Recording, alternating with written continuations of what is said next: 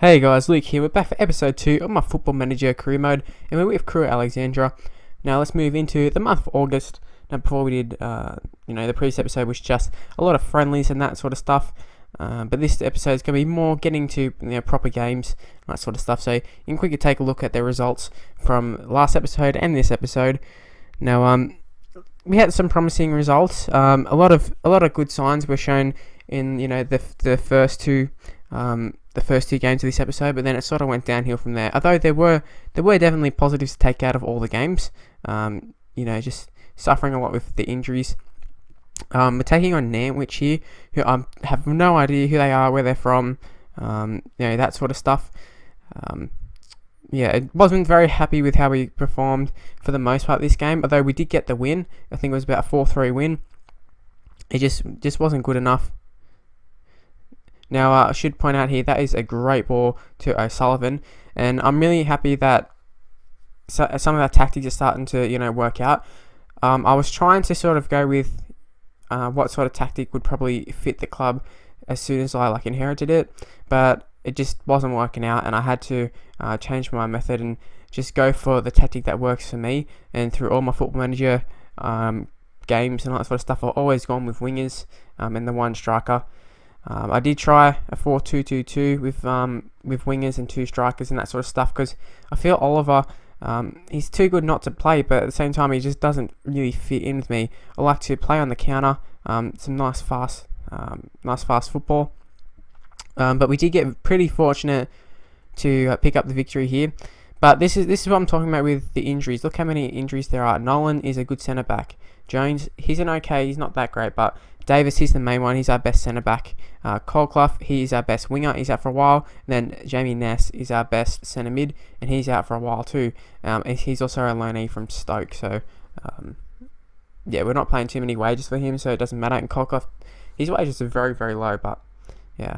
So this was the first league game. We went through 1-0 with a goal to Inman, and then Garrett saves a penalty here. The penalty that we actually conceded was quite shit, but yeah, you can see the stats there against Fleetwood. It was pretty even. A draw probably would have been an okay outcome. I would have been disappointed nonetheless, but that would have been a good outcome probably. Now you can see there we sold Speed, who is a striker from our under 18s or under 20s, something like that. We sold him for 45k.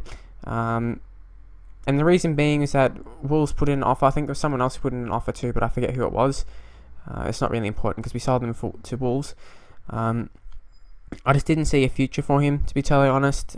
He was going to be okay to be a championship player in that, but we've already got some decent youngsters there, and I feel it's too good of an offer, even though it's not very much. But at this stage, any offer is a pretty good offer when we're currently in League One.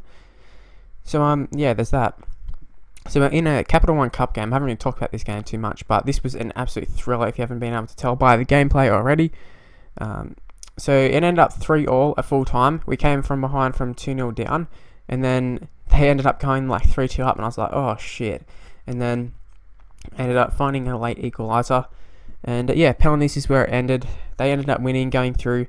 But this is where I'm talking about how, we didn't win, but it was a pretty promising result, to be totally honest. Inman, once again, he picked up man of the match for us and for the whole game, I think. So Inman's been the standout performer thus far in the season. I know it's only been 2 games, but if you include the friendlies as well, he's definitely been the standout. And he's not even playing in his favoured position of central attacking midfielder, or just in the midfield in general. He's been playing as a winger because we don't really have too many wingers, plus injuries and that sort of stuff. We've only really got O'Sullivan, and I forget what the other guy's name is, but he starts with a B. And he's an okay player, but not the greatest. Saunders here, he's my first choice striker. You might be thinking Oliver. Why wouldn't you go with Vadine Oliver? He's supposed to be better, but he just isn't.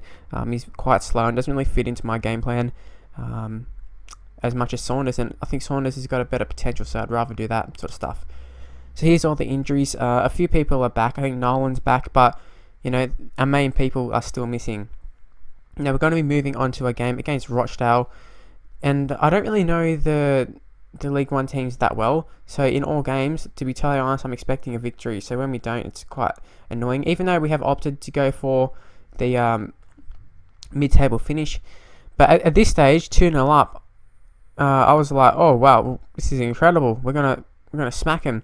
But then straight after half time, they ended up scoring there. We went up 3-1 with a goal to Ray. He's a very promising centre back, but he's a little bit. I'm a little bit iffy with him because he's very hot and cold.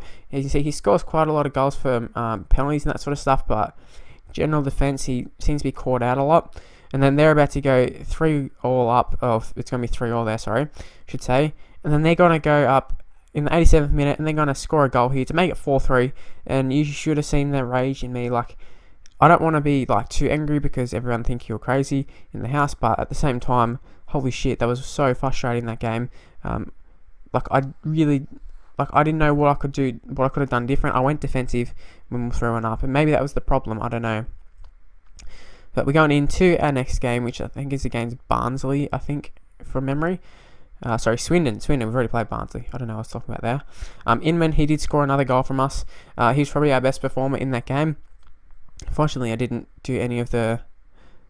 I don't know how to explain that, but the normal graphics I didn't get from that game because I forgot about it. But yeah, another frustrating game. We're getting in front and that sort of stuff, but we just can't hold out leads. But we do end up going behind against Gillingham. I don't know if that's pronunciation, so that's what I'm going to go for.